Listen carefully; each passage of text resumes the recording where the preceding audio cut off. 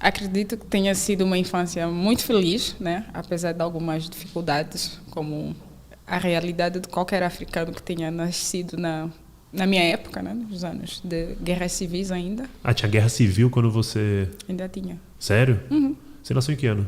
93. Corta essa parte, ninguém pode saber a minha idade. 23. Tenho 14 anos, gente. 23? Não, 29. 29. Tu nasceu em 90 aí? E 3. 93? Assim. Tinha guerra civil. Tinha guerra civil. Como que era essa guerra civil lá?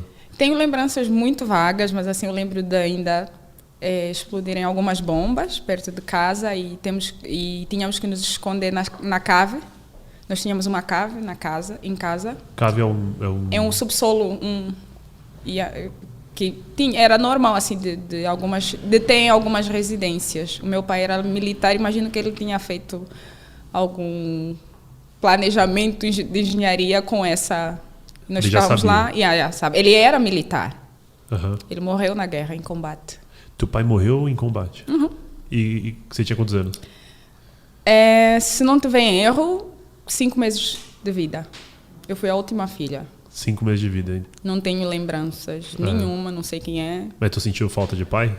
Não consigo te dizer certamente porque não entendo o que essa figura representa para mim, não tenho lembranças, mas acredito que outras pessoas tiveram um papel fundamental, como meus avós, meu avô paterno, né, o pai dele, e meu tio. Tive um tio que teve um papel muito importante e acredito que ele tenha feito essa representatividade como pai. Assim, ele era muito, muito conectado, até hoje ele é muito conectado a mim. Então, não me faltou nada. Agora, na adolescência, eu lembro de ter um conflito de sensações quando alguns pais das minhas colegas iam, meu pai vai me dar esse presente, ou meu pai vem buscar na escola.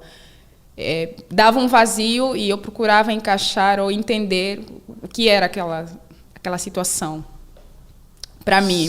Sim. Mas um pai faz falta em vários momentos. Mas eu não conseguia encaixar, não via, e eu talvez não fizesse muita falta, porque eu não tive uma referência, né, na infância e cresci desse jeito. E sobre os bombardeios perto assim, da tua casa? Ou melhor, aconteciam perto da tua casa ou era mais distante? Não, perto, distante. A Angola é um país que teve muitas minas ainda, depois da Guerra Civil. Né, que era entre os partidos internos, né, que já haviam conquistado a independência de Portugal, mas aí precisava da definição de algum partido específico para liderar o país, né, para comandar, para governar. E eles não entravam em um consenso, então teve uma outra guerra civil, principalmente de um partido chamado UNITA e o MPLA, e eles tiveram apoio da União Soviética, dos Estados Unidos. Historicamente, né? Eu era muito nova, não tenho lembranças nesse conflito interno. E aí o MPLA venceu a guerra e a UNITA perdeu, mas teve uma pessoa que teve um papel muito fundamental, que foi o Jonas Malher Savimbi, que era um líder completamente com a mente aberta, com ideias extraordinárias, e ele não se opunha, não abria mão do poder. E foi a luta, e ele perdeu a vida assim nesse conflito. E hoje o MPLA é o partido que continua. E o país é livre? Entre parênteses, eu consigo afirmar que é uma ditadura disfarçada de democracia. Interessante. E como vocês lidavam com a guerra lá? A tua família no geral, assim? Porque teu pai morreu, você tinha 5 meses, e como que você lidava com a guerra? Nós sempre fomos muito família, mas assim, íamos mudando, né, de estado, nos chamamos província, íamos mudando em busca de melhores condições de vida. Havia alguns estados que isso ainda era uma coisa tinha muitos conflitos, a falar, não, o estado X está mais calmo, então nós migrávamos para o outro lado. Isso foi uma situação que eu consigo afirmar com certeza, porque a minha infância foi num estado, a adolescência no outro e depois a idade adulta em um outro lugar. Então teve sempre essa na cronologia do tempo, né, essa mudança em busca de melhores condições de vida e a mudança de lares, né? Sim. Vocês ficaram migrando de canto a canto. Migrando. Províncias são estados. São estados. Quantas províncias tem a África? Você lembra? Não, África é o país, né? No o país. Caso. Tá. Angola são 18 estados. Angola fica qual região? Zona sul da África, né? Norte-sul, Sul e é banhada pelo Oceano Atlântico. Então, na região ali da África, tem quantos países além da África? Ou melhor, dentro da África? Se eu não tiver em erro, 56. 56 países dentro da África. O continente africano é gigantesco. É gigantesco. Incrível. Se você pudesse definir família, como você definiria família? Família é quando você lembra da sua mãe, dos seus irmãos, enfim. Família, felicidade, aconchego, união, conflitos também. Mas eu consigo visualizar assim, ter uma leitura de muita união, independente dos momentos bons ou ruins, muita união. A gente tá junto em todos os momentos. O que você percebe de diferente de família africana e família brasileira? Somos um pouco omissos, né? Eu não fui criada com muita abertura com temas relacionados à mulher, né? Sexualidade, por exemplo, não era um tema levado à mesa.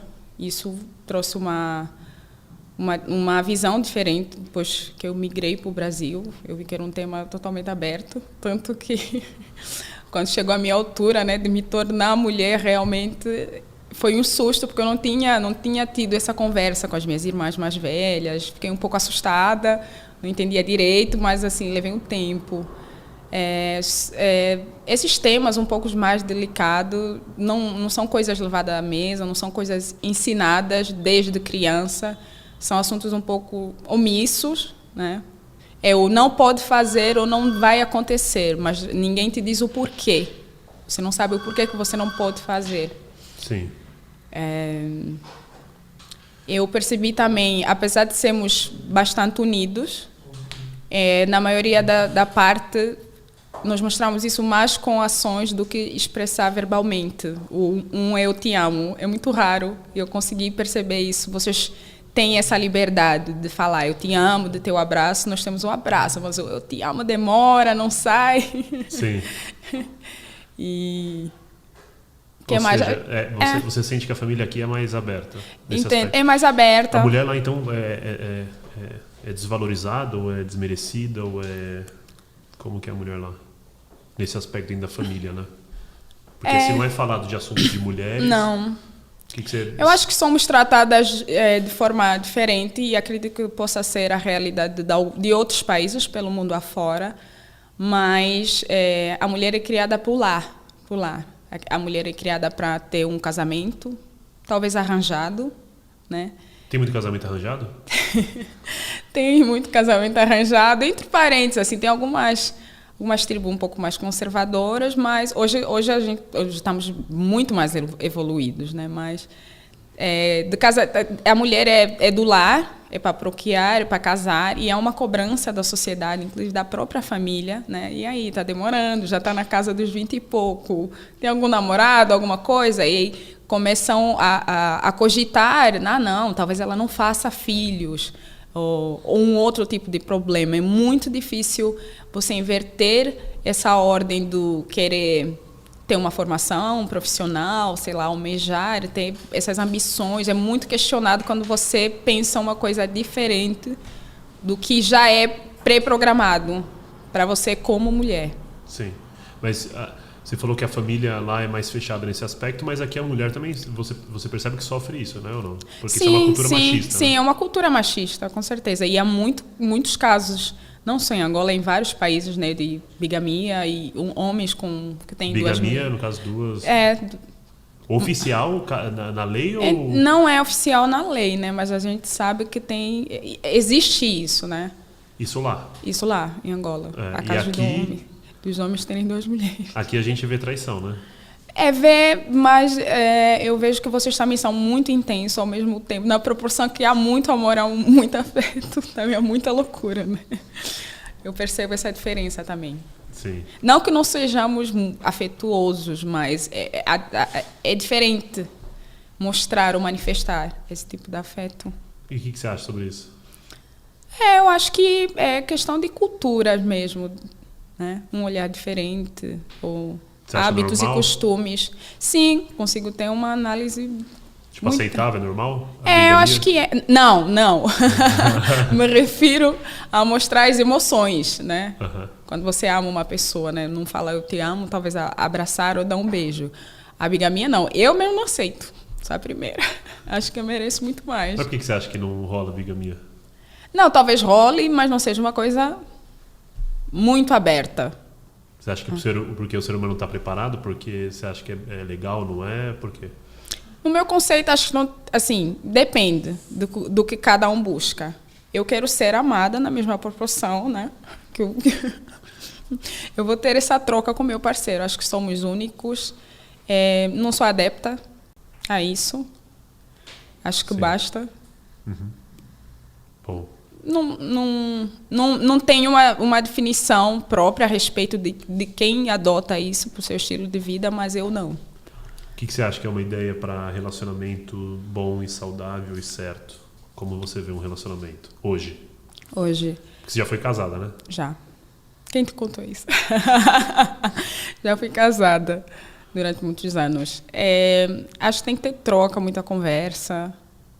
Acho que consigo analisar vou usar o termo colocar as cartas na mesa, né? E, de alguma forma, mostrar o que você quer da vida, que tipo de troca você quer ter com essa pessoa. Independente de eu não aprovar, talvez, algo que você almeja ou queira conquistar, mas desde que você seja aberto, desde o início, a respeito desse assunto ou determinado desejo que você tenha, acho que tem uma certa negociação de ceder, mas também realizar, né? Entender que somos seres individuais, cada um tem desejos, mas respeitar isso, Sim. A individualidade de cada um e trilhar o caminho juntos. Não tem como ser igual um ao outro. Se você pudesse estar olhando para o homem da sua vida agora, Tá. que estivesse do meu lado, o que você falaria para ele? CPF da nota paulista? Tô brincando. O que você pediria para ele? Se você pudesse pedir 3 coisas para o homem que vai ser o homem da sua vida. Difícil isso. Companheirismo, confiança e liberdade também. Até que ponto liberdade e confiança? Liberdade de ser autêntico, de ser verdadeiro, de não se omitir, de ser quem você é. Porque consigo analisar que algumas vezes eu cedi sem necessidade, falo por experiência própria, e você entra numa bola e você acaba esquecendo de quem você realmente é. Enquanto que, mesmo sendo casado ou tendo um parceiro, você pode também realizar coisas que você tenha vontade, da sua individualidade. Eu acho que a gente não pode esquecer de quem é, independente de estar em um relacionamento ou não. Você acha que as pessoas esquecem que elas são quando elas entram num relacionamento a longo prazo? Depende. A maioria? Acho que depende muito. Depende muito do que você quer, do que você espera dentro de um relacionamento. Isso não tem uma receita pronta. Essa análise que eu faço. Você acha que relacionamento não tem receita? Não tem receita pronta. Então, a sua ideia de relacionamento é uma construção de 2 indivíduos? É uma construção de 2 indivíduos, é uma coisa de busca do dia a dia, assim. Sim, muito bom. Agora, saindo um pouco da infância, indo para a sua fase adulta ali, seus primeiros desafios, como é que foram isso? Assim, quando você já começou a se identificar como mulher adulta, sonhos, né? Eu sempre fui uma pessoa de me jogar, desde a infância. E nunca tive muito conflito do que eu queria ser. Assim, eu acho que isso é uma dádiva, porque eu lembro no ensino médio, algumas colegas falarem: a gente vai terminar, eu vou para a faculdade, eu não faço ideia do que eu quero estudar ou do que eu quero ser. Mas isso, assim, muito abertamente, né? Que a gente tinha essa abertura para ter esse tipo de conversa. E eu falei, eu sei, eu sempre soube que eu queria estudar, sempre soube que eu queria ser. E essa pessoa não conseguia visualizar. Eu acho que isso é uma dádiva. Acho que a gente tem que ser sincero conosco mesmo, né? Essa busca interior do que você é bom e acreditar e ir atrás.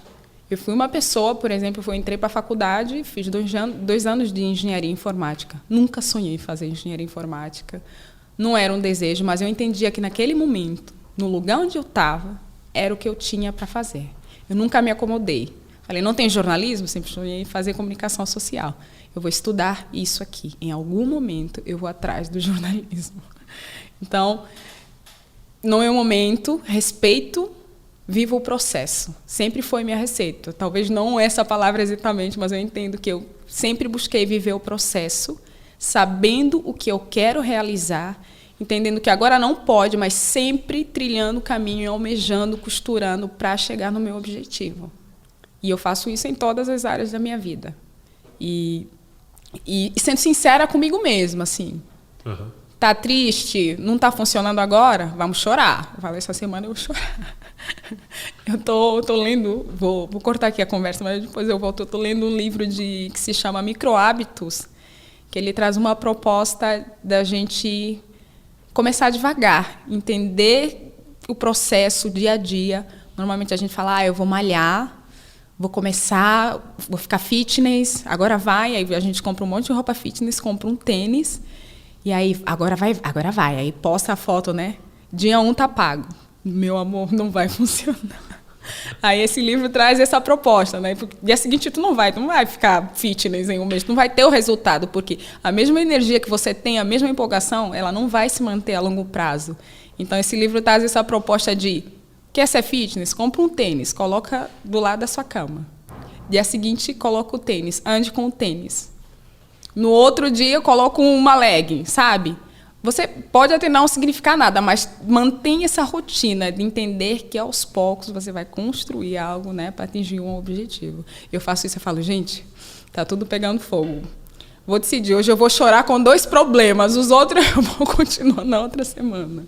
Então, entender que a gente não vai dar conta de tudo, que tudo é um processo, até as coisas, os momentos bons e ruins, e aí a gente vai costurando, faz parte da vida. Tudo é um processo. Tudo é um processo. Então, eu sempre me joguei, sempre sabendo o que eu quero ser, o que eu quero realizar, mas construindo aos poucos para caminhar nesse objetivo final. E raramente eu falho, viu? Você acredita que você é muito competitiva com você mesma? Sou. Eu coloco prazos para mim mesma. É. Coloco desafio, prazos para mim mesma. E como funciona isso para você? Isso funciona, eu tenho resultados positivos disso. Eu me cobro, falo, a gente é uma empresa, vamos acordar. Eu coloco prazo para mim mesma. Um exemplo muito prático foi da minha transição capilar, que eu falei, gente, eu estou cortando o cabelo o tempo inteiro, estou desistindo da transição, não vai dar. Vou fazer um negócio, eu virada para o espelho, eu falei, vamos fazer um negócio. Eu vou tentar aguentar 1 ano de transição. Se eu conseguir bater essa meta, eu tenho que escrever sobre tudo o que aconteceu. E o tempo foi passando, e eu muito focada comigo mesma. E eu cruzava com as chapinhas, cruzava com outros produtos bem tentadores, químicas alisantes. Eu falei, tenho um objetivo. Consegui fazer 1 ano, e eu escrevi um e-book sobre a transição capilar. Tu escreveu um e-book sobre a transição capilar. E como foi o meu processo, assim, todos os detalhes, todas as tentações, mas assim, eu coloco prazo para mim mesma, me desafio. Esse e-book ele serve mais para dar um método ou para dar referências para quem está passando pelo processo? Na verdade, eu fiz um apanhado, assim, em geral, de como foi o meu processo. E é engraçado, durante esse processo, que eu só escrevi depois de 1 ano, eu consegui analisar a longo prazo de que não era, na verdade, a falta de identidade, não ter uma referência de uma mulher preta, talvez que tenha o cabelo como eu, mas fui entender que eram várias lacunas de vários problemas antigos, mal resolvidos, e foi fantástico assim. Eu consegui não só resolver essa questão de liberdade, se eu quiser pintar, aliso o cabelo, entender a minha verdadeira beleza, entender por que eu não conseguia fazer a transição, por que eu desistia, né? Porque eu achava que o meu cabelo não era bonito o suficiente. Fui entender outras coisas, fui entender outros problemas. Foi um processo fantástico, assim. E quando eu publiquei nas redes sociais esse e-book, né, sobre a minha transição capilar, foi muito, mas muito positivo o feedback que eu tive das minhas seguidoras, que se identificaram com histórias reais, com situações, que têm o mesmo tipo de cabelo. E foi fantástico. Assim, Tina, eu passei exatamente por isso, com detalhes. Eu me senti muito bem. Eu falei, além de eu ter batido a minha meta e resolver situações passadas que eu não tinha olhado, né, nos mínimos detalhes, eu consegui tocar a vida de outra mulher que hoje se sente maravilhosa. Então, é por aí. Muito bom. Você acha que tem muita diferença da mulher preta africana e a mulher preta brasileira? Ou quais as diferenças que você vê? Não, tem muita diferença. Sério mesmo? Tipo, eu acho que... Mas o que você vê da diferença de mulher preta africana e mulher preta brasileira? Para começar tudo, né? Nasceram em continentes diferentes, né? A cultura, a forma de ver a vida, o dia a dia da mulher, acho que é completamente diferente. Lógico, a gente tem a gente tem muita coisa em comum, né? Que foram deixados pelos escravos, além da cor, né? Da cor de pele, o tipo de cabelo. A gente carrega no DNA muita coisa que é relacionada a hábitos e costumes. E acredito que talvez eu já tenha isso, né? O fato de ter nascido em um continente, né, africano, que é diferente do Brasil. Eu já tive isso na minha vivência, já fui crescendo com esses hábitos, muito mais, vou colocar 100%. E a mulher brasileira, né, pegou da semente, né, que os escravos deixaram aqui. Eu acho que levou um pouco mais de tempo de construção. Sim. Você acha que a percepção de ancestralidade da preta brasileira e a preta africana é diferente? Consigo perceber duas versões de pessoas que têm conhecimento sobre essas pautas e pessoas que são pretas, mas assim, estão aqui. Acredito que, inclusive, talvez existam níveis, né, de gente que é preta, que sabe de existência de pautas ou sabe um pouco da sua cor, um pouco do seu cabelo, mas é bem diferente. Existe uma pessoa que realmente busca por esse conhecimento de ancestralidade. Hoje tem muita gente, né? Inclusive, houve uma fase, todo mundo fazendo teste de DNA para saber. E os resultados eram 40% nigeriano, 10% angolano, né? Que é uma coisa que a gente consegue ter certeza que foram os africanos, né? Os escravos que foram deixando por aqui. Sim, legal. E essa questão da luta pela ancestralidade ou a fala da ancestralidade em cima da pauta, né, a militância para corrigir esse erro histórico, né? Uhum. Você acha que é saudável no Brasil? Com certeza. Mas você acha que existe um posicionamento que é mais radical, menos radical? Qual que é o posicionamento certo, qual que não é o posicionamento certo para falar sobre pretitude, ancestralidade, enfim, o que você acha? Eu acho que, primeiramente, a gente tem que buscar por conhecimento o tempo inteiro, se atualizar. Consigo entender que é tudo muito resumido em os escravos que vieram para o Brasil, a gente nasceu, existe a comida X, a comida Y. Existe um antes disso. Tem, inclusive, um escritor brasileiro, não lembro o nome agora, ele tem 3 livros, né, que é Escravidão. Eu acho que a gente tem que voltar para trás, que entender que os países africanos eram países independentes, né, eram reinos, né? A gente tinha reis e rainhas, né, que não começou da África. O problema começou depois dos portugueses, que eu falo, onde o português passou não deixou coisa boa, eu falo isso. Mas assim, eram países independentes. Para você ter ideia, os homens cultivavam e as mulheres faziam as vendas e eles dividiam esses ganhos por iguais, né? Países ricos, Angola, por exemplo, é rico em petróleo, diamante, minérios, bauxita, sílica, manganês, coisas maravilhosas que são usadas em smartphone, para o mundo afora. Mas, assim, eu acho que tem esse que as pessoas não têm conhecimento, que eram países independentes e que passaram por guerras, né, foram perdendo.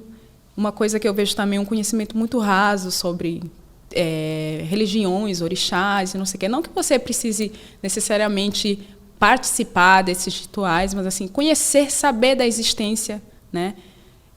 Porque eu consigo falar com toda certeza e todo conhecimento, assim, de que houve uma lavagem cerebral da colônia portuguesa em usar a Igreja Católica para distorcer, né, para conseguir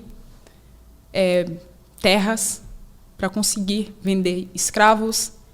É uma coisa horrorosa, assim. Não é um assunto muito leve para ser falado, mas eu acho que antes mesmo da gente levantar pautas sobre racismo, sobre discriminação, sobre preconceito, a gente precisa, primeiramente, aproveitar essas mídias sociais que a gente tem e ir atrás, porque conhecimento é a sabedoria, e a gente perdeu muito históricos de documentação, de escrituras nessas colonizações, que não foi uma, não foi duas, né, que é o caso de Angola.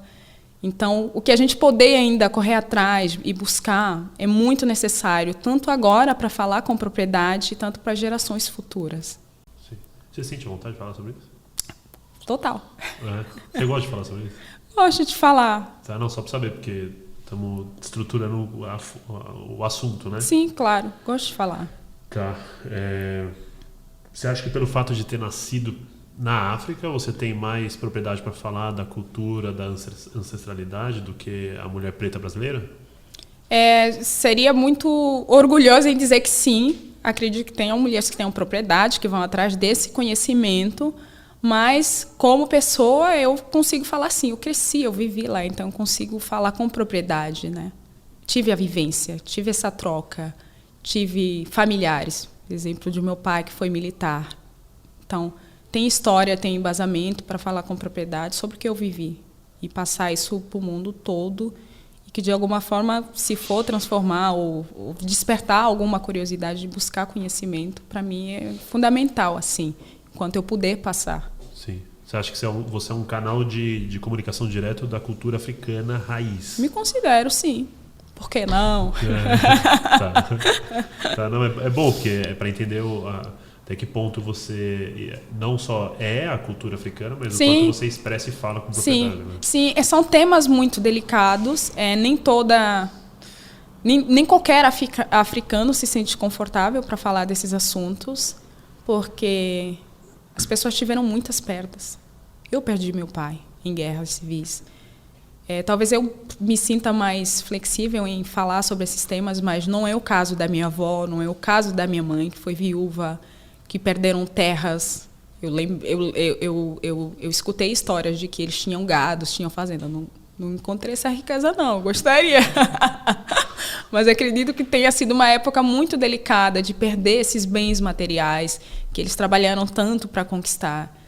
E essas pessoas hoje não têm mais aquela força de lutar por direitos. Estão lá, paradas no canto. Você acredita que você é uma militante chata? Não necessariamente. Sou muito tranquila. Quando eu vejo que eu tenho oportunidade de fala, eu posso agregar na vida das pessoas, eu falo. Eu acho que a gente tem que saber se posicionar e não fazer ruído, que acaba trazendo... Que seria ruído? Falar só por falar, seguir a manada, sabe? Não ter conhecimento sobre o que está falando e distorcer uma história que está sendo construída. Você acha que... Tem algumas pessoas que fazem isso na internet. Bastante. Negras e brasileiras. Você acha que tem que gritar, tem que brigar de alguma maneira para poder ensinar? Ou você acha que o caminho da educação e da transformação para combater o racismo é outro?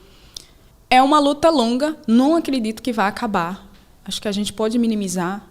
Eu acho que é uma busca não só de pessoas negras, de todo mundo como ser humano, buscar entender, né, essas pautas, buscar entender e buscar aceitar que realmente não tem como passar uma borracha. Isso aconteceu, foi desumano. Desumano. Existem histórias, escrituras de navios estarem cheios, mais de 1.000 escravos serem despejados no mar, em travessias para o Brasil. São pautas muito delicadas. Eu acho que a gente não tem que fazer ruído, a gente tem que entender que isso aconteceu, de que pessoas tiveram perdas. Imagina entrar em uma aldeia e pegar seu pai, sua mãe e você ficar, e nunca mais ver essas pessoas. Isso aconteceu, então a gente não pode passar a borracha. As pessoas precisam se sensibilizar e entender que isso aconteceu, são temas sérios, pessoas tiveram perdas. E não está distante, né? E não está distante. Você está falando da década de 90, né? Estou falando da década de 90.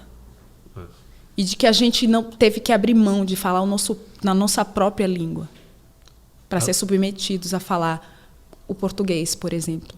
Tiveram outras colônias, né, francesas, inglesas, mas eu falo sempre especificamente de Angola, né? A gente não podia falar. A gente tinha que buscar formas de se comunicar pelas tranças, por exemplo, sinal de fumaça, né? Isso é muito delicado. As tranças falam o quê? As tranças comunicam várias coisas. Comunicam que uma mulher é viúva, comunicavam época de colheita, comunicavam rotas de fugas para escravos. Tudo pelas tranças. Comunicavam quantos filhos uma mulher tinha pelas tranças. E por aí vai. E quando estava pronta para casar também. Ou seja, estão disponíveis. Ou seja, estou disponível. E as pessoas tiveram que abrir mão disso. As pessoas tiveram que abrir mão das suas próprias religiões para serem católicos. Sim. E quais são as línguas nativas de lá? São línguas. Você usou o termo perfeito, né? Sempre as pessoas usaram o termo dialeto para diminuir. Não se chama dialeto, realmente são línguas. A Angola, particularmente, tem 8 línguas. 8 línguas? Qual que você fala? Umbundo. É com U. Umbundo. Ubundu. Umbundo, Kimbundo.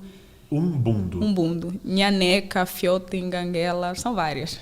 São várias línguas. Tu pode falar alguma coisa em Ubuntu? Posso. Ndapandula. Ndapandula significa muito obrigada. Ou uma frase que os pais falam que passa algum valor em Ubuntu. Que você estava muito da sua mãe, que te trouxe algum valor. Tá. Ou da sua avó, do seu avô. Tucacitiwa. Estamos bem. Estamos felizes. O Sukuyang. Ndapandula Sukuyang. Muito obrigada, meu Deus. E por aí vai. É bem diferente. A escrita é totalmente diferente. Não é latino, não é alfabeto latino. Não.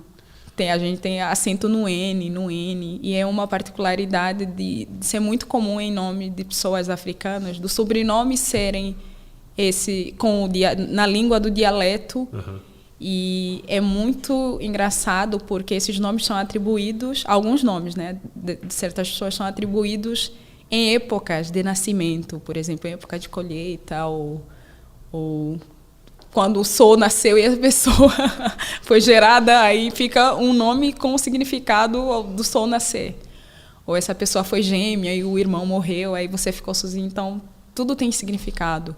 No meu caso, eu sou Albertina, né? Então, a minha avó era a única, então era um nome muito importante para a família. Ela já estava cansada, com uma situação de saúde muito delicada, e aí eu fui atribuída, eu tinha que continuar carregando esse nome. O que significa Albertina? Não faço a mínima ideia. Mas não é dialeto. Tá. Ela tinha descendência cabo-verdiana. Tá. Não faço ideia. Quais conselhos você lembra da sua mãe? Não, mas eu dei um Google, voltando ao meu nome. Significa beleza, delicadeza, elegância, tudo muito bonito. Sério? É sério. É sério. Conselhos que a sua mãe dava, que hoje você lembra e quando você está numa fase difícil, você te dá ânimo, te dá esperança, ou da sua avó? Cara, assim, da minha mãe não lembro, não. Tá, da sua avó. Da minha avó eu lembro. Pelo jeito, sua avó e teu avô Meus tiveram avós, um papel muito mais forte. Eles tiveram um papel muito fundamental. É que você foi a caçula, né? A caçula. Sou a caçula da família. Uhum. Meu tio sempre passou muito autocuidado. O que ele falava pra você? Pra te ensinar a ter proteção, força? Ele sempre realçou o fato de eu ser bonita. Falava que eu ia brilhar, que eu era estrela. Ele que me mostrava músicas americanas, norte-americanas, hip-hop e tal. Eu gosto até hoje por causa dele. Me ensinou a dançar. Meus avós, nossa senhora, eu falava, eu odeio vocês. Assim, a época que eu morei com os meus avós foi a fase mais difícil, porque o meu avô ele era um pouco mais flexível, a minha avó era totalmente rígida, ao extremo. Mas assim, voltando ao tema da mulher ser criada para o lar, né? Então a gente tinha que saber passar, a gente tinha que saber cozinhar, a gente tinha umas demandas loucas, assim, tipo tirar a galinha da capoeira, deixar que vai colocar ovo. Eu odiava fazer isso, porque eu tinha que acordar muito cedo.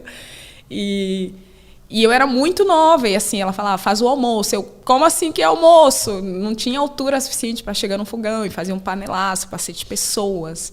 7 pessoas? 7 pessoas. O que você cozinhava? Tudo. Eu cozinho tudo. Hoje eu cozinho tudo, mas assim, ela era muito rígida, a gente tinha que... Às vezes eu sentava e falava, ai meu Deus, já fiz tudo. Ela falava, tá sentada? Vá lá no closet, vai ver se a camisa do seu avô falta um botão. Gente. Mas quando eu tive a experiência de morar sozinha, isso foi extremamente fundamental. Eu tocava tudo, sabia fazer tudo. Isso me moldou como pessoa, né? Eu não fico na mão de ninguém, tô falando sério. Eu gosto do meu espaço arrumado, eu lavo o vizinho. Se tiver que pregar um botão, eu coloco. Se tiver que passar minha roupa, eu passo. Mas tudo isso foi passado lá atrás, né, de que a gente tinha que saber fazer, por mais que lá na frente fosse terceirizar essas demandas. A gente tinha que cuidar de nós, cuidar dos outros, né, que a gente fazia comida para todo mundo. O mesmo funcionava tanto para lavar roupa da casa inteira, tudo. Assim. E o meu avô era mais flexível, assim, ele dava uns privilégios de relaxar no final de semana, tomar um sorvete. Mas ele me amava, assim. Exercia o mesmo papel do meu tio, assim, de que eu era muito fantástica. Ele me chamava de esbelta. Lá vem a minha esbelta, alta, linda, maravilhosa. Chamava que eu era linda. Por isso você tem um ânimo lá em cima. Por isso eu tenho autoestima muito alta. Aqui ninguém me põe para baixo. Que conselho forte você lembra dele, assim? Do seu avô? Do meu avô? De buscar. Ele sempre deixou muito claro de que eu era a estrela da família, de que eu ia brilhar muito, assim. Tipo, voa, sabe? Vá atrás dos seus sonhos. Ele sempre me passou isso. Me passou. De que você vai conquistar o mundo. O que você acredita sobre isso?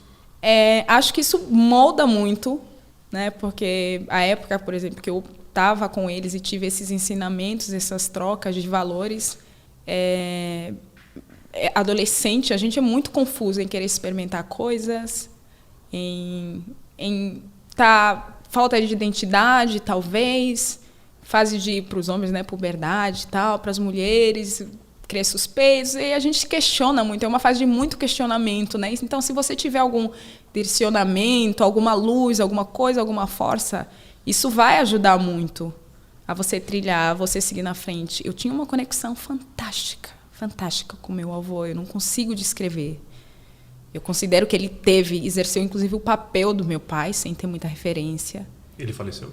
Ele faleceu. É um assunto muito delicado. Você fica emocionada? Fico, porque eu fui a pessoa que encontrou ele morta. Você tinha quantos anos? Se não tiver em erro, eu tinha 12. 12 anos? 11, 12. Você sente muita falta dele? Sinto. Às vezes eu falo com ele. Ou no WhatsApp. Não no celular, mas eu falava, mesmo depois dele ter partido, eu ia para o cemitério. Sim. Ia lá, sentava, queixava todo mundo na campa ao lado. Ia lá e falava, avó, o fulaninho fez isso comigo. Minha avó ficava muito brava. Minhas irmãs, você é louca? Como é que tu foi para o cemitério? Uma vez eu quase fiquei fechada lá no cemitério, que eu fui muito tarde. Mas a gente teve uma troca muito grande. E eu senti quando ele faleceu. E eu lembro de ter... A fazenda que ele trabalhava ficava perto de casa. E veio um funcionário dele avisar que ele... Antes disso, foi uma coisa de louco, assim. Ele veio, tomou um copo d'água, achei estranho, foi por volta das 10 horas, deu uma risada. Eu estava lavando a roupa no tanque, à mão, e fazendo o almoço. Todo dia eu fazia o almoço e ele levava lá para ele. E a gente teve aí a última troca. Ele olhou, subiu no carro, foi. Continuei lavando, apressando o almoço. Meio-dia o almoço dele estava pronto, eu entregava. Aí eu vi alguém vindo correr, assim, desesperadamente. E nesse momento eu estava estendendo a camisa dele no varal. E eu virei, eu olhei. Ele não precisou falar uma palavra, uma letra. Eu saí correndo, descalça, assim. Não tenho ideia se era a 400 metros, quilômetros, não sei, não faço ideia, assim, não consigo mensurar. Não era tão longe. Eu saí correndo, desesperada, procurei por todo canto. Aí alguém indicou um quarto que tinha perto do curral, que ele tinha gado também, né? Tinha algumas vacas, ele vendia leite fresquinho. Eu encontrei um homem de 1,80 m deitado no chão. E eu bati tanto nele, sacudi tanto. Gritava, chorava, mas ele não voltou. Foi muito, mas muito doloroso. Eu fiquei uma semana sem conseguir falar. Porque depois veio, né? Depois veio. Eu me negava a todo custo que ele havia partido. Foi muito, muito delicado. É difícil até hoje, mas eu consigo ver que talvez ele esteja feliz lá em cima. Se ele estivesse aqui, o que você falaria para ele? Não dá, cara.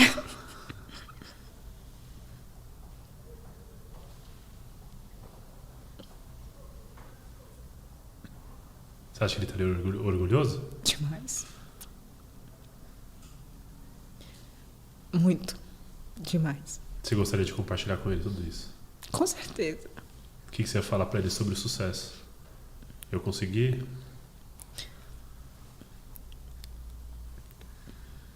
É muito... Não sei o que dizer. Bom, passamos então pela infância, pela família, bastante. Passamos um pouco pelos sonhos e metas, né?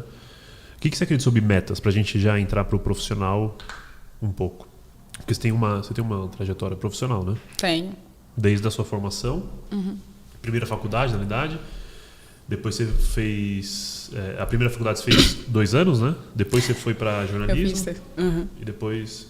Eu tranquei minha faculdade. Tá, vamos lá.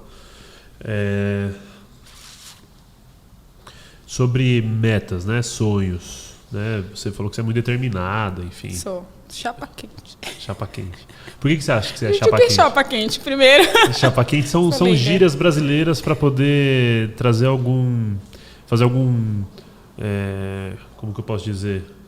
São para trazer simbolismos, não é simbolismo que fala, é para criar analogias a algumas ideias. Chapa quente é uma pessoa pau pra toda obra, que é outra gíria. Entendi. Pau pra toda obra é uma pessoa que, mano, faz acontecer, entendeu? Então sou isso tudo mesmo. Então é pau pra toda obra e chapa quente. Eu acho que eu sou tudo isso mesmo. É mais ou menos aí. São analogias. Sim. Né?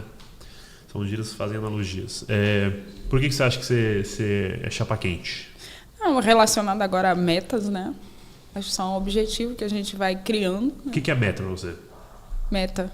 Conquistar o objetivo que eu defini. E o que você acha que você faz Bati a meta. O que faz você alcançar metas e o que você acha que deve existir na vida das pessoas para que elas alcancem as metas? Tá, eu acho entender as minhas particularidades como ser humano, né, que eu sou imperfeita, entender as minhas qualidades, no que eu sou boa, investir nisso. Fala para pessoa, se fosse para pessoa. Isso que você está falando. Tá. Você tem que fazer isso, isso e aquilo. Eu acho que... Esse ensaio é para isso, porque você vai estar falando para pessoas que vão estar escutando, entendeu? Quem está ensaiando aqui? Vai. As pessoas têm que... Você tem que fazer isso. Eu acho que, assim, para dar certo, para bater as metas, a gente tem que entender no que a gente é bom. Entender, tenho fraquezas aqui, tá? Mas isso influencia diretamente no objetivo que você quer atingir? Influencia. Então, você vai trabalhar essas coisas que você não é tão 100%. Faça chuva, faça sol, tem que trabalhar para você poder atingir a meta. Sim. E lá na frente, você conquistou? Gente, conquistei, cheguei aqui, e agora? Não estou dando conta. Vamos terceirizar essas demandas? Trabalhar, sei lá, montar uma equipe, treinar o pessoal, contratar pessoas qualificadas, mas sempre monitorando, eu vejo dessa forma, sempre monitorando cada ação de cada um, né? Acho que a gente não pode... Eu acho que muitas pessoas ficam na mão de outras por dependência, assim. Você pode até não saber saber fazer sobre o assunto, mas você precisa ter um conhecimento básico sobre aquilo, inclusive para exigir, né? Como é que você vai falar, não faz desse jeito? Tá, então como eu devo fazer se você não tem conhecimento sobre o assunto? Entendeu? Sim. Você se vê como, além de profissional, na questão de objetivo, eu me formei em jornalismo, né? Você falou que você formou em jornalismo. Além de jornalismo, você se vê como uma gestora de time, líder, empresária, autônoma? Como você se vê? Eu me vejo como... Eu não me vejo trabalhando, por exemplo, CLT. Lógico, a gente tem que entender que em algum momento na vida a gente precisa fazer isso. Você trabalhou CLT, né? Trabalhei. Eu me demiti, gente. Estou desempregada. Por que você se demitiu? justamente por entender que naquele momento eu precisava focar num objetivo que eu queria alcançar. E mesmo sabendo que é importante, né, eu ter uma receita, eu precisei entender, não, agora eu preciso. Eu acho que a gente precisa fazer escolhas. Eu acho que o tempo que eu estava dedicando àquele trabalho CLT, com salário fixo, né, que a gente tem certeza que ia pagar as contas, a gente já sabe, aquele dinheiro aí a gente já conta todo final do mês. Mas ainda assim, eu achei que era o momento de arriscar e se jogar. E isso é uma coisa que você tem que decidir consigo mesma. Eu tomei essa decisão muito tranquila e fiquei muito feliz. Dia seguinte eu disse, opa, meu Deus, estou demitida, graças a Deus, obrigada a Deus. Porque é uma leitura, né? Eu converso comigo mesma. Gente, façam isso, pelo amor de Deus, é tão bom conversar consigo mesma. Falei, e aí, agora? Eu sou geminiana, não entendo nada de signo, mas eu entendo que existem duas Albertinas em mim, a Albert e a Tina. E aí a gente tem épocas que eu estou muito relax, dou acesso a todo mundo, converso, e tem épocas que eu estou muito em tomada de decisão. E aí, quando eu quero tomar essa decisão muito séria, que eu sei que vai impactar muito na minha vida, não tem como negociar, eu sento com as duas. Vou sentar aqui, meu povo, bater um papo. Eu busco a Alba e a Altina. Eu falo, gente, vamos decidir. Fico aí martelando, mas raramente eu tomo uma decisão errada. Isso em todas as áreas da minha vida, assim, no profissional, no pessoal. Raramente eu tomo uma decisão errada. E eu gosto de desafio, eu me desafio. Eu tenho essa que é desafio? O que é desafio? O que é desafio na vida das pessoas? É buscar, testar seus limites, se arriscar. Lógico, com sabedoria, né? A gente se arrisca, mas não vai se expor, né? Mas... Você acha que as pessoas têm que fazer o que com o desafio? Eu acho que a gente tem que testar os nossos limites, a gente tem que buscar, experimentar. Eu sou uma pessoa eu vou fazer, não deu certo, mas eu fico com a consciência tranquila de que eu tentei. Me mata, o que me mata é se eu fizesse, gente, comigo isso não rola. Eu acho que o se eu fizesse não conta. A gente só tem uma vida, e é nessa vida que você vai testar tudo, meu filho. Não tem outra oportunidade, é aqui. E aí eu prefiro ficar com tentei, não deu certo, ou tentei, deu certo, do que e se eu fizesse. Você acha que as pessoas deixam de viver a vida delas porque elas ficam no e se? Na zona de conforto. As pessoas ficam na zona de conforto? Ficam. O que você entende de zona de conforto? É quando a gente consegue controlar o que a gente tem ao nosso redor e a gente não se expõe, fica nessa bolha. É uma zona de conforto. Eu tenho sonho, sei lá, de comprar uma moto, mas meu salário só dá para isso, vou ficar aqui mesmo, sabe? E aí você fica vivendo nesses R$3.000 o resto da sua vida. Você nunca vai testar empreender, ou fazer alguma economia, ou testar um novo trabalho, ou, sei lá, fazer mais algumas horas extras. Não, tá tudo bem, vou ficar aqui mesmo nesse saláriozinho e você nunca vai ter a moto que você tanto sonha. Simples assim. Isso eu considero uma zona de conforto, por exemplo. Você fica naquilo que funciona para você. Você não se expõe.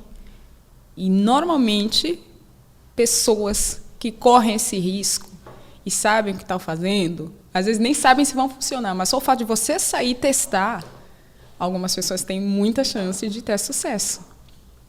São as poucas. Que são as poucas. Mas para isso precisam se expor.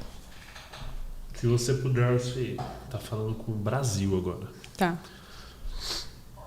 Tem muitos potenciais que estão morrendo ou mortos já.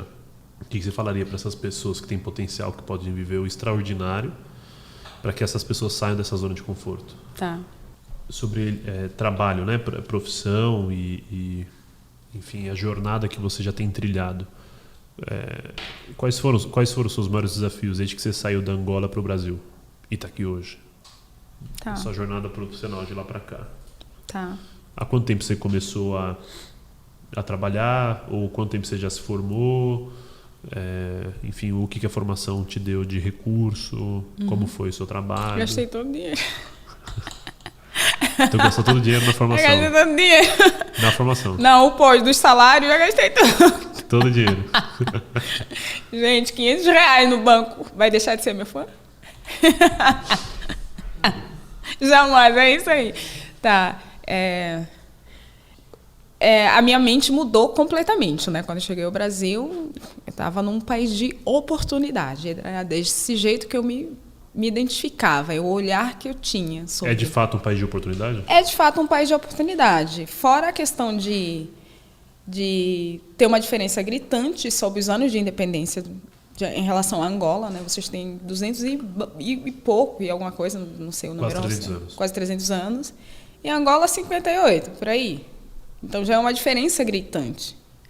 E o tempo, fora a área geográfica, né? Um país grande. Angola é do tamanho de São Paulo. Então, é uma comparação quase injusta. Sim. E, continuando, né? A gente tem essa questão da língua, né? Que é parecida. A gente tem também essa questão de ter sido a mesma colônia, né? E ter algumas particularidades de ser um país, de ter vários outros estrangeiros, né? Vou usar essa palavra, né? Em Angola você encontra chinês, americano, né? Então essas pessoas vão trazendo um pouco do seu dia a dia. Aqui eu consegui visualizar isso. Me identifiquei muito com o Rio de Janeiro, que foi o primeiro estado que eu conheci. Colorido, calor é quente, Angola é quente. Mas o meu olhar naquela época de vida não era o que eu estava buscando. Eu vi muito férias, entendi, tive uma leitura muito de relax, praia. Não rolou, não era aquilo que eu estava buscando. Vim para São Paulo, vi um povo louco correndo para metrô, correndo para o ônibus, trabalhando demais. Eu falei, é isso aqui que eu quero ser louco igual esse povo daqui. Era o que eu estava buscando naquele momento. Então, já teve essa identificação. E percebi também essa imensa oportunidade de você ter um leque, né? Poder escolher no que se formar, que é uma coisa completamente diferente do que foi a minha realidade, né? Eu fiz 2 anos de engenharia do curso que eu não gostava, mas era o que eu tinha naquele momento. Então, eu já estava num outro cenário em que eu podia escolher o que me formar. Pelo amor de Deus, jornalismo na minha mesa. Eu estava no lugar certo e eu dediquei todas as minhas forças nisso. Me formei, bebi todo o conhecimento, leitura, profissionais, network na faculdade. Meus colegas tinham uma bagagem muito, muito legal. Fui me adaptando, me costurando. A linguagem, apesar de ser português, tive que me adaptar. Eu estudava muito, não acompanhava o ritmo. Percebi que os professores eram muito mais exigentes aqui em relação lá. E eu tive as minhas filhas no intervalo durante a faculdade, né? Assim, dos 4 anos, e eu tive que costurar essa rotina, porque falei, cara, é jornalismo, aqui não tem negociação. Vamos parir as crianças aqui, mas a gente vai terminar essa formação. Eu estava muito focada.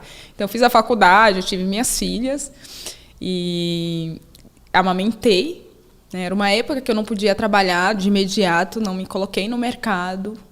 Eu falei, não tem negociação, tenho que respeitar, é um momento da maternidade, vou devagar, não vou me cobrar tanto, mas cheguei a me cobrar tanto, porque eu almejei muito fazer esse jornalismo, eu esperei muito para esse momento, né? Eu cheguei a ter visitas técnicas, né, nas emissoras, SBT, Band, a própria Rede Globo aqui em São Paulo. Então, cara, eu estava realmente já começando a viver. Não via a hora de estar no mercado para atuar com tudo. Gente, boa noite.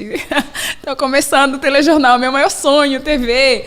E tive que esperar, tive que entender que não era o momento. Escrevi algumas pautas para uma revista de moda em Angola, né? Então, essa parte do digital foi um brilho. Consegui começar a visualizar uma carreira nessa parte de mídias, né, que a gente estava pelo computador, pelo celular, né, eu entendi, eu falei, agora não consigo trabalhar em uma empresa que eu tenho que cumprir um horário, né, das 8 às 8, com uma filha pequena. Eu falei, não vou surtar, bora de pós-graduação? Bora de pós-graduação. Então, eu fiz a minha pós-graduação, amamentando a minha segunda filha. Então, eu consigo entender que eu nunca parei. E sempre busquei preencher lacunas e a maternidade, ela é muito solitária, assim. Ela é muito solitária. Tem horas que sou você e o bebê. E, normalmente, as mulheres não partilham essas dores, né? A gente está em um acesso à internet em que pessoas que trabalham como influenciadoras, vendem um tipo de maternidade que não existe, um tipo de pós-parto que não existe. Gente, vaza leite, às vezes a gente tem dor, a gente tem que voltar no pediatra, tem rotina de vacinas, tem noites sem dormir. É muita demanda, é um universo completamente solitário. Mas, inclusive, se você tiver rede de apoio, você consegue ter um equilíbrio disso. Mas, para mim, foi muito complicado. Lógico, eu tive, graças a Deus, rede de apoio, mas eu senti muita falta da minha família nessa época, porque a maternidade é uma coisa muito familiar em Angola. Inclusive de você, não posso, vou trabalhar, né? O seu irmão amamenta, a sua irmã amamenta o seu filho. Isso é uma coisa comum, a gente partilhar, né? A maternidade, a ter esses mínimos detalhes, né? E eu entendi que eu precisava entender que naquele momento não ia funcionar. Aí eu fui buscar uma pós-graduação, fui começando a estudar sobre mídias, montei blog de moda, fui fazendo aí, sempre buscando conhecimento, um curso ali, um curso aqui, sempre buscando caminhar para o que eu queria atingir, mas entendendo que precisava viver o processo. E por isso eu digo, né, é o país de oportunidade. O Brasil é um país de oportunidade, né? A gente consegue fazer uma faculdade online, à distância, né? Não era uma realidade comum para mim em Angola. Sobre mãe solo? Sim. Melhor, sobre a pós. Você fez pós sobre o quê? Comunicação e marketing. Justamente jornalismo, né? Agregando. Falei num... Fez graduação em jornalismo? Jornalismo. E pós-graduação? Em comunicação e marketing. Tá. Agregando o que eu já havia estudado e... A pós durou quanto tempo? Um ano? Não. 2. 2 anos. 2. Mas entendendo já que eu não podia trabalhar em uma emissora de TV, em programa como repórter, talvez, cumprindo horários, que eu tinha filhas muito pequenas, mas conseguindo entender um movimento muito grande de marketing, de mídias, de estratégia, várias novas profissões surgindo, né? Que não era uma coisa já predeterminada, porque a visão que a gente tem do jornalismo é revista, é rádio e TV. Não, gente, é muito mais do que isso, né? E aí eu comecei a visualizar o marketing e agregando. Eu trabalhei como modelo em Angola durante muitos anos, fui Miss Estadual. Então comecei a ver um canal, né? Falei, vou criar meu próprio canal de comunicação, mídia é uma coisa que me interessa, eu gosto de fazer, está aqui, está no meu acesso, está na mão. Comecei a falar, gente, e se eu agregar, se eu resgatar aquela profissão antiga, né, de modelo e começar e aproveitar que essa questão de comunicação, eu sou muito comunicativa, não tenho vergonha nenhuma, né? Então, começar a construir, eu falei, se a gente tentar uma carreira aqui de influenciador, e se eu voltar a fazer trabalhos visuais, né, como modelo, onde essas mídias podem me levar? Como assim voltar? Você foi modelo, então? Eu fui modelo, mas houve um momento que eu parei tudo, porque realmente eu queria estudar, queria fazer jornalismo. Quando tu foi modelo? Fui modelo desde os 14 anos. Eu parei depois que eu vim para o Brasil, comecei a fazer faculdade, tive minhas filhas, eram muitas demandas prioritárias, né? Fui casada também durante 8 anos, então tinha muitas demandas que eram prioridade e ser modelo era uma coisa que, para mim, por ter tido uma experiência, eu tinha a certeza, né, que não era uma carreira fácil, não podia trilhar naquele momento, talvez resgatar lá na frente, porque eu também sou muito bonita e perfeita, né? Hoje eu consegui voltar a fazer trabalhos como modelo. E mudou muito o mercado nesse sentido. Hoje a gente tem vários perfis, graças a Deus, né, de plus sizes, modelos baixinhas, modelos mais magras. Hoje a gente tem um leque. E as marcas também têm se posicionado em entender que a gente precisa atender essas demandas, né? A gente está falando de pessoas, não um único perfil, né? Que era o antigo, mais comum, de mulheres altas, magras, e só aquilo vendia, né? E aí, hoje, como mãe, eu faço trabalho até depois de ter sido mãe, né? Então, isso também é uma coisa muito fantástica. Aí, reforçando, São Paulo e o Brasil foi um país de oportunidade. Continua sendo um país de oportunidade. Essa jornada de modelo lá na Angola deu alguma coisa? Deu. É engraçado porque o meu primeiro trabalho como modelo, eu recebi um não. Eu participei numa seletiva de 50 pessoas para ser o host de uma clínica de estética. Fui a escolhida. E eu lembro de ter recebido o feedback da equipe que participou, que fez o processo, de que eu não podia fechar o contrato de 1 ano porque eu era negra, né? Isso foi A resposta que eu tive dos donos da empresa, né, do SPA, eu falei, porque eu sou negra, eu não estou entendendo. E era muito nova, não tinha conhecimento. Assim, gente, mas todo mundo aqui em Angola é negro, não estou entendendo, eu vou representar quem está aqui, né?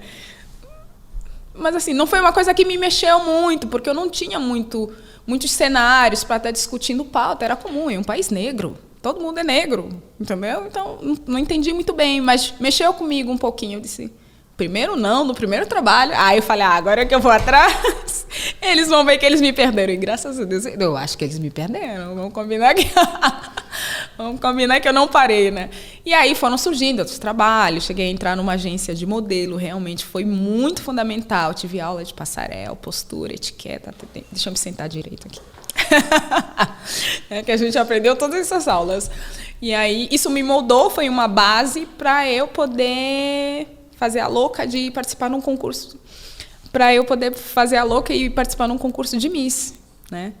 Porque eles selecionavam todo ano algumas modelos, eram mais preparadas, já sabiam andar de salto, então as chances de vencer o concurso de Miss eram grandes.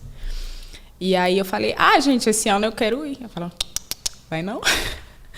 Vai não, que tu não é alta, tu tem 1,70 m. Eu disse, mas eu quero ir, eu sou bonita. Aí fala, não, esse ano você não vai. E você acha que eu, Albertino, obedeci? Claro que não. Eu fiz a minha inscrição no off.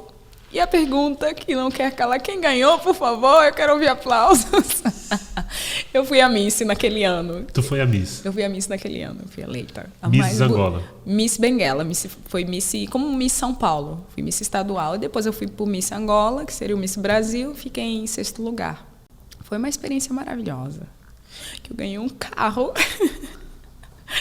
Ganhou um carro. Ganhei um carro, ganhei a minha habilitação, fiz aula de condução, gente. Foi uma fase muito, mas muito doce. A minha família adorou, assim. A gente se junta tanto para barraco, tanto para festas, né? A gente é muito unido. E é uma cidade muito pequena. Eles ficaram muito felizes, assim. Eu me achei, então, eu tô falando, eu sou muito bonita, gente. Vamos respeitar. Qual que é o seu sonho voltando para Angola? O que você quer fazer pelos seus irmãos e pela sua mãe, enfim, seus familiares, seu tio? Se você pudesse levar para eles algo, não só material, mas outras coisas, o que você levaria para eles? Qual é o seu sonho? Inicialmente, vou voltar um pouquinho atrás. Nos 2 primeiros anos eu falei, eu quero estudar, consumir o máximo de conhecimento que eu tiver nesse país e eu vou voltar. Esse sonho foi sendo adiado, né? Hoje eu moro aqui. E sempre tive uma troca, assim, a minha mente mudou completamente sobre o mundo, sobre conquistas, sobre realizações. Esse é o meu dever, eu sempre busco puxar eles. Gente, vamos sair da zona de conforto, vamos buscar as coisas, vamos realizar sonhos. Existe um mundo além desse daqui, né? A gente não tem também muitas condições financeiras para estar saindo o tempo inteiro, mas a minha irmã e a minha mãe já tiveram a oportunidade de vir para cá e, assim, elas adoram o Brasil, não querem vir de novo. Elas querem morar aqui? Querem morar. A minha mãe, eu estou tentando, eu quero obrigá-la. Seria uma realização muito grande ter ela comigo agora, assim, nessa fase, que ela já está com 50 e poucos anos e viver aqui tem um pouco mais de cuidado, acesso à saúde. É muito caro morar em Angola. Angola é um dos países mais caros do mundo. Então, é muito difícil, assim. O custo de vida é muito caro. E, para mim, seria uma realização ter ela comigo. Mas eu passo para eles essa questão de busca, de realizações, mesmo que as coisas não estejam maravilhosamente para mim o tempo inteiro, eu consigo falar, gente, vai acontecer, não vamos desistir. Se eu puder prover alguma coisa para eles, eu me esforço muito. É uma das coisas que eu tenho, né, nessa busca de sonhos e realizações. Fazer acontecer, penso muito neles. Porque estiveram comigo, sempre me apoiaram, assim. Eu nunca me faltou nada, nunca. Sempre tive amor e carinho, assim. E isso é fundamental. Então, quanto eu puder passar para eles e dar acesso, para mim é uma realização de vida. Você falou que seu primeiro trabalho você foi recusada porque você era negra. Porque eu era negra. E o país é um país de negros. É um país de negros. O Brasil, a maior parte são negros. 56% da população é negra. Uhum. Você sente dificuldade por ser mãe, solo, negra e imigrante no Brasil? Todo dia, em cada esquina. em cada esquina. É muito difícil. Eu sofro situações como imigrante, como mulher negra, como mãe de filhas brancas. É muito difícil. Você sofre preconceito porque suas filhas são brancas? É muito difícil, E como profissional também. Juntando tudo isso, como profissional, quando as pessoas às vezes percebem que você é estrangeira, não é um relato só meu. Eu tenho amigos africanos que já passaram por situações parecidas. Em algumas situações a gente é muito reduzido a questões cognitivas, assim, de falar, não fala bem o português, e você é uma pessoa extremamente profissional, né? E te limitam a isso. Você é pós-graduado. Te limitam a isso. Pelo fato de você não ter a mesma fluência do português brasileiro, te limitam a... Te limitam. É uma coisa que eu tive dificuldade nos 2 primeiros anos, quando eu vim para cá, mesmo falando a mesma língua. Eu sempre entendi vocês, mesmo antes de morar, que a gente consome novela, música, tudo daqui, mas as pessoas não entendiam o que eu falava. Aí eu falei, vou tentar uma coisa. Se eu me fizer de atriz, será que vai funcionar? Aí eu chegava, ao invés de falar bom dia, né? Normalmente nós falamos bom dia, como é que estás?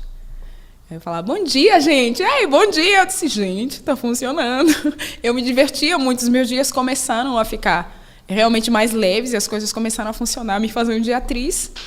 E foi uma estratégia. Então, como africano, como imigrante, você tem que ficar criando para driblar seu dia a dia, para fazer com que as coisas funcionem. Para que as pessoas acreditem em você. Para que as pessoas acreditem, para que as pessoas escutem o que você está falando. A gente, às vezes, precisa se fazer de brasileiro. Mesmo você tendo um potencial. Mesmo você tendo potencial, você tem que se fazer de brasileiro. Isso é muito comum. Do seu primeiro, você teve um trabalho aqui no Brasil? Tive. Um CLT, no caso. 2 ou 3? Nem lembro, gente. Estou tão 2, esse agora? 2. 2, CLT 2. Seu primeiro, quando você estava buscando o seu primeiro trabalho aqui no Brasil, você sentiu muita dificuldade pelo seu perfil de imigrante negra, mãe solo? Senti. Eu acho que, fora essas questões, eu acho que foi, primeiro, o fato das minhas referências de trabalhos terem sido em outras áreas, como modelo, então não agregavam muito, e eu fui durante muitos anos, e não agregavam muito ao perfil, né, comercial. E depois, o fato de eu ter sido mãe, ter escrito para uma revista de moda, que acaba linkando moda de novo, né? Então, fugi um pouco, né, do que eu estava buscando, né? Tinha que ser talvez em algum meio de comunicação, alguma revista específica daqui, né? E eu acho que pesou muito essa questão de referências, de indicações de mercado, pesou muito a questão de ser imigrante, mas foi uma realização muito grande quando eu consegui o meu primeiro emprego, muito, mas muito grande, muito satisfatória, de dar pulo e choro. Você ficou quanto tempo nesse emprego? 6 meses? Acho que isso. Por que você acha que ficou 6 meses e foi demitida? Deixa eu lembrar aqui. Olha, para adiantar já, vocês me perderam, viu? Mas deixa eu lembrar por que eu fui demitida. Lembrei. Vou até sentar melhor. Era uma empresa com uma metodologia muito atrasada, muito engessada. Era uma empresa de maioria masculina, machista. Era uma empresa machista. Era um nicho de mercado de homens, assim. Qual nicho? Era telecomunicações. Era uma empresa que vendiam produtos de Wi-Fi. Esses produtos, Wi-Fi, Swift, vendiam para o público-alvo muito grande, né? E público B2B. E eu trabalhava na área de marketing dessa empresa e não tinha um fluxo, uma estrutura muito... Era muita demanda, assim, não tinha um fluxo de trabalho, de demandas para serem atendidas, assim. Então, as coisas meio se atropelavam. E trabalhando em marketing, você precisava validar com 2, 3, 4 pessoas para poder subir uma pauta ou cumprir o calendário. Gente, era uma loucura. Me perderam, viu, gente? Me perderam, lamento dizer. E mudem a metodologia de trabalho de vocês. Não tá a maioria legal. Das empresas tem essa metodologia, né? Você acha que liderança influencia? Sim. Sim. Você acha que a liderança era fraca lá? Não, acho que era forte, mas assim, eu acho que como sociedade, e eu acho que não é só uma questão do Brasil, tem muito machismo. O machismo pesa muito, assim, ter mulheres nessas empresas de TI, de telecomunicações. E por mais que você seja completamente qualificada, entenda do negócio, mas é muito difícil você se colocar e se manter a longo prazo em empresas desse perfil. Os homens não valorizam e boicotam. Exatamente. Boa. Ou dão um jeito de desqualificar, ou de não validar o que você está fazendo. Você acha que no ambiente profissional o homem faz isso, então? Na maioria das vezes, sim. O que o homem faz, no geral? Com certeza. Com a mulher no ambiente profissional? Eu não vou dizer assim, tipo, 100% sofri situação de assédio, não. Mas você percebe uma leitura de olhares ou de pano dos fundos. Nem sei o que significa pano do fundo, vou até cortar essa parte aqui, mas assim, de você ser contratada não porque pelo seu currículo. Falar, é uma pessoa bonita? É solteira? É casada? Sabe? Acho que é muito sujo, assim. É muito sujo. Eu acho que a gente tem que ser contratado pelo profissional e sabendo no que pode agregar para qualquer tipo de empresa. A gente não é objeto de desejo, de sexo. Sim. Anyway. Sim, total. Não é. Acho que a gente tem que ser contratado pela nossa competência. Você acha que você foi contratada pela sua competência? Com certeza, eu entreguei muito. E eu acho que eu fui crescendo, né? Tive um relacionamento, um casamento duradouro, tive experiência. E a gente vai crescendo. Como mulher, a gente vai entendendo sobre os assuntos, né, do nosso universo feminino. E ter sido mãe mudou o meu jeito de ver a vida e de perceber. E o jeito que eu cuido das minhas filhas é completamente diferente de como eu fui cuidada. Esse não ter conversas sobre sexualidade ou parte do corpo em que pode ser tocada. Eu já tenho esse tipo de conversa com as minhas filhas. Já tinham 4, 6 anos, né? A gente consegue entender hoje, né, uma taxa muito grande de assédios, de violência, né? Eu acho que é muito importante a gente já ter esse tipo de conversa desde pequeno. Eu mesmo não beijo as minhas filhas na boca. Eu dou um beijo no lado do rosto, porque eu acho que... E elas sabem, não pode tocar aqui. Elas já falam, já se posicionam. Eu não tive isso lá. Eu já sofri de situações de assédio quando mais nova, por parte de membros da família. E não tinha como me posicionar, como defender. Eu sabia que era estranho. Sabia que era errado, que não devia acontecer. Mas não tive acesso a essa conversa. Não sabia o que falar. Você não tinha ferramenta, né? Não tinha ferramenta de me defender. Eu tive que assaltar um cara que quase... Deixa eu beber um pouquinho d'água. Conta essa história aí, de assaltar o cara. Eu tive que assaltar um cara que estava me assediando. Sei lá o que ele queria. Tu teve que assaltar um cara? Sério, eu vou contar essa história. Tive que assaltar um cara que me assediou, não sei. Eu acho que ele tinha objetivos bem maiores do que esse, mas eu tive que assaltá-lo. E ele não conseguiu. Mas conta melhor essa história, detalhes. Ele tentou te assediar e você assaltou? Como assim você assaltou ele? Não, eu assaltei o cara. Eu roubei 2 celulares dele. Não tô entendendo. Mas por quê? Porque ele tentou te assediar? Vou te explicar. Era uma pessoa conhecida da família. Ele trabalhava num lugar... Nessa época, meu avô era vivo. Eu acho que ele era sócio do meu avô. Não lembro direito. Era muito nova. E minhas irmãs foram casando, cada uma saindo do lar. E essa pessoa ficou de olho. Eu fiquei na gaiola, né? Ele falou, isso daí...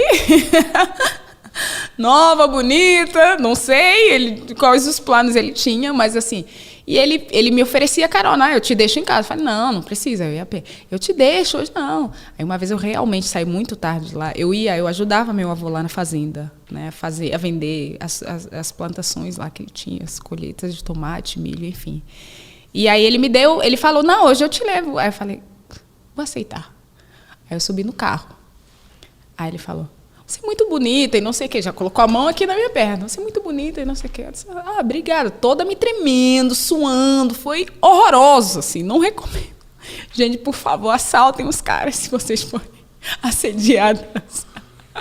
Busquem ferramentas e se defendam, mulheres. Coloquem os cofres e reagem. Voltando à situação. Aí ele parou nas bombas para abastecer o carro. Nesse tempo eu falei, gente, cadê? Tem uma caneta, qualquer objeto. Eu não sabia como sair daquela situação. Estava no carro, não estava em casa, estava longe de casa. Como eu ia me defender? Era um homem grande, eu era miúda. Eu dei, sei lá, 11, 12 anos, não lembro direito agora.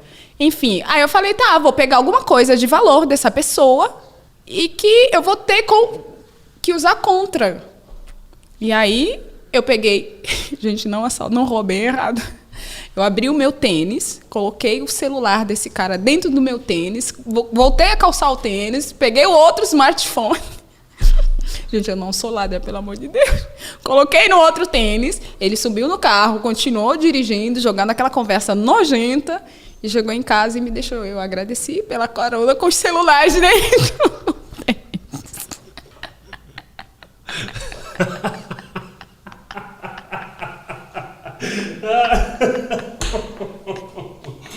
Essa é uma história que vai viralizar no TikTok.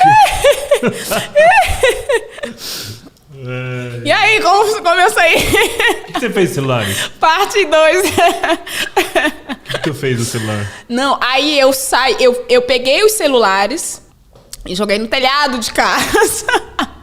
Então por isso tu não roubou, tu fez algo com a propriedade do cara. Não acabou não. Tu acha que acabou a história? Não acabou. Aí eu peguei os celulares, joguei no telhado. Deu 3 minutos, eu vi um carro vindo assim numa velocidade, deixando uma poeira. Aí ele chegou, aí eu já fui atrás da casa, eu morava com os meus avós nessa época, já subi no telhado, tava escuro, eram 6h30. Eu assim, no escuro, e eu escutando ele lá embaixo falando, eu já tava no telhado, muito rápido, a gente cresce em fazenda com a avó, a gente soube em tudo, né? Aí eu subi no telhado para procurar os celulares. Espero que ele escute essa coisa. Ele é vivo ainda. Eu cheguei a cruzar com ele depois. Subi no telhado para procurar os celulares. Aí achei os celulares. Nesse tempo ele falou: eu acho que ficou alguma coisa na bolsa da Albertina. Ela sentou no banco da frente. Eu queria ver com ela se tá aí. Nesse tempo, a minha avó falou: ela tá no banheiro. Aí eu saí lá do telhado, entrei pela janela. Gente, por favor. Entrei pela janela do banheiro, suando, com os 2 celulares. E minha avó assim, você tá bem? Não sei o que, você tá trancada aí. Aí eu falei, eu tô bem, suando, pingando. Aí ele falou que... eu lembrei o nome dele, se chamava Nelson. O senhor Nelson falou que você caiu alguma coisa na sua bolsa. Eu disse, sim, caiu sim. Tá aqui, assim, ó. Sim, tá aqui. Aí eu entreguei os 2 celulares. Ele nunca mais voltou a cruzar o meu caminho. Anos se passaram. Depois eu encontrei ele. Eu lembro, eu já estava morando aqui no Brasil. Eu fui para Angola em época de férias. E eu encontrei ele num bar. Num bar que eu fui. Eu estava com as minhas filhas, estava com meu esposo. Aí eu encontrei ele num bar jogando sinuca. Eu olhei para a pessoa. Eu disse, gente, pelo amor de Deus. Parecia um brinquedo. Mas assim, eu não tinha nem repulsa para expressar. A pessoa não valia nada para mim, era um papel. Mas assim, naquele momento eu estava em uma situação em que eu não tinha como me defender. Enfim, ele nunca mais voltou. Me livrei do assédio. Mas não recomendo, gente. Mas assim, buscam forma de se defender. Né? Apesar da história ser engraçada, é uma realidade de muitas... ou melhor, da maior parte das mulheres, né? Com certeza. Você falou das suas filhas, né? Falei das filhas. O que elas são para você? Vida, tudo. Qual nome, ou melhor, quem são suas filhas? Assim, sem falar nome, fala da personalidade delas. A mais velha a mais nova é... Tá. A mais velha, ela é... O fato dela ser branca, eu acho que só tira a parte dela ser uma criança branca. Ela é a reencarnação da Albertina. Ela tem a minha personalidade, ela me confronta, ela expressa o que ela sente. Ela é muito artista, assim, ela gosta de cantar, de dançar, de fazer. Ela fica me observando. Às vezes eu pego ela no espelho, ela se arrumando, eu falo, onde tu viu isso? Eu fico te vendo se arrumando. Ela fala, minha mãe é Miss, minha mãe é bonita, minha mãe é modelo. E ela me busca para conversar também assuntos delicados. Ela faz perguntas. Aí eu procuro, opa, já está falando desses assuntos, o que a gente vai falar? Então, ela não guarda para ela. E quando ela está chateada, ela fala, ela expressa. Você acha que é importante ter esse diálogo com... Acho importante. Eu fui uma criança que cresci omissa, de engole o choro. Não é para chorar agora. Acho que quando for para chorar, a gente tem que chorar. tem que entender esses sentimentos, não engole o choro. Que a gente vai engolindo o choro e isso na frente se reflete em problemas, sei lá, depressivos, em outros como adulto. Então é importante não engolir o choro quando criança. A mais nova tem a personalidade do pai, mas ela não gosta muito de toque, não gosta muito de carinho. É muito divertida também, dança bastante, conversa muito mais que a outra, que é a Raquel, que é a mais velha. E ela me adora, assim, ela me abraça, ela me adora, ela é vaidosa demais. Ela fala, mãe, a gente é da mesma cor, a gente tem o cabelo igual. E ela fica caçando pintinhos, né? Eu também tenho igual a sua. E a gente tem muita troca. E elas se unem também contra mim. Tem esses momentos. Como você chama elas? Patroas, as minhas patroas. São as únicas que mandam em mim e eu obedeço. Suas filhas? As minhas filhas. Tem alguma história engraçada delas? Tem várias engraçadas. Não, tem uma que eu lembrei aqui agora, que eu falei para elas. Tudo que vocês quiserem conquistar, vocês podem fazer. Ela, tudo, mãe, tudo. Aí uma vez ela estava colocando a roupa de uma boneca em outra boneca maior. E ela botando, mas não tô conseguindo, não vai. Aí a mais velha falou, tem que conseguir, a mãe disse que a gente consegue tudo que a gente quer. Elas conseguiram colocar a roupa na boneca, ficou assim, mas a roupa quase rasgando, mas foi. Eu falei, yes, tá funcionando. Então a gente consegue tudo que a gente quer, então a gente vai conseguir colocar essa roupa da boneca. Isso foi um ensinamento que me marcou muito. E o fato também delas me observarem a fazer as coisas, eu acho que a gente vai moldando já a personalidade. Então, é sempre bom estar atento ao que a gente está fazendo, em tudo. Quando a gente está gritando, quando a gente está chorando, elas perguntam, por que está chorando? Por que está gritando? Eu já vi ela repetindo ações minhas para a mais nova. Assim, tipo, não faz isso. Eu falo, opa, calma aí, não grita. Mas você grita, mãe, por que eu não posso gritar? Tem várias histórias, assim, várias Mãe solo solidão. Mãe solo é muito, muito, muito difícil. É uma luta muito difícil, mas eu tenho uma parceria com elas. Eu falei, gente, assim, entender uma coisa aqui. A mais velha, por exemplo, é de 6, eu falo, não tem como ter 2 líderes aqui em casa. Então, mamãe vai mandar, que a líder sou eu, sua mãe. E a gente precisa se ajudar, a gente precisa se unir. Então, eu vou precisar que você me ajude. Eu tenho demandas já. Eu falo para ela, vai pegar, vai fazer. Mesmo sendo novas, acho importante. Isso funcionou para mim, né? Ter essa responsabilidade de já fazer as coisas. É um olhar que eu tenho sobre a sociedade brasileira. Acho que, vou falar mesmo, as mães são, de alguma forma, muito acomodadas, principalmente no nicho da escola que elas estudam, ou em alguns lugares que elas frequentam. Eu vejo muito, a criança não espirrou e o lenço já está aqui, né? A mãe esperando a criança espirrar. Gente, não faz isso. Por exemplo, quando a minha filha cai no chão, eu não levanto ela. Sim. É um ensinamento. Sim.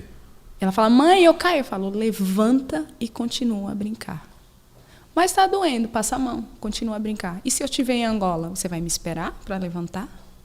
Aí eu lembro de uma vez ela ter caído, e eu sei que machucou. Eu segurei muito para não levantar. E aí ela levantou, passou a mão. Ela falou, nem doeu.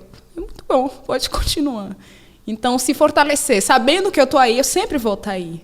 Mas já buscar essa independência, né? Acho muito importante. E eu passo isso para elas direto. Aí eu boto o cronômetro, eu falo, a gente vai sair em 5 minutos. E aí elas vão, pega a blusa, pega a calça. Eu falo, tô descendo. Mãe, falta o sapato. Eu disse, eu falei, se você preparasse sua roupa ontem, você ganharia alguns pontos para se preparar. E aí elas vão aprendendo. Eu falo, amanhã a gente vai sair. Aí cada uma vai lá, pega a roupa, já deixa separadinhos, para poder usar e ganhar tempo. Tudo cronometrado. Então, é isso. É a gente se unir para poder dar conta das demandas e entender que eu vou precisar. Aí eu falo, eu tô tão cansada, eu vou tomar um banho. Aí uma vai, arruma o meu pijama, a outra pega a toalha. E desse jeito. Tem funcionado. Então, são as únicas que mandam em mim, as minhas patroas. Alinhamos bastante. Tudo, na verdade. Passamos 10 minutos. Meu Deus, Tatá. A Lana Independente, ela se cria só. Ela se cria só. É. Vamos dar rec? Marcelo, pelo amor de Deus. Vou assaltar alguém aqui. Vou claquetar então. Não conta. Vamos cortar essa parte, né? Que eu assaltei alguém que queria me assediar. Pelo amor de Deus. Vou começar a gravar agora. Marcelo! Claquete. Gente, eu não posso ter fama de ladra. Claquetei. Fiquei Vamos preocupada gravar? agora com a minha reputação. Vamos gravar? Vamos embora. Não vai ser assalto. Já roubei outras pessoas também, mãe. Desde que a gente começou a ensaiar até agora, quanto tempo? 1h40. Gente, se der 1 hora de ensaio e de gravar, vai ser o quê? 1h40 também. Isso foi só isso? A gente não tava gravando. Mas tava tão perfeito. Então apaga. Eu chorei no ensaio, pode apagar. Eu não choro. Sou mulher de ferro.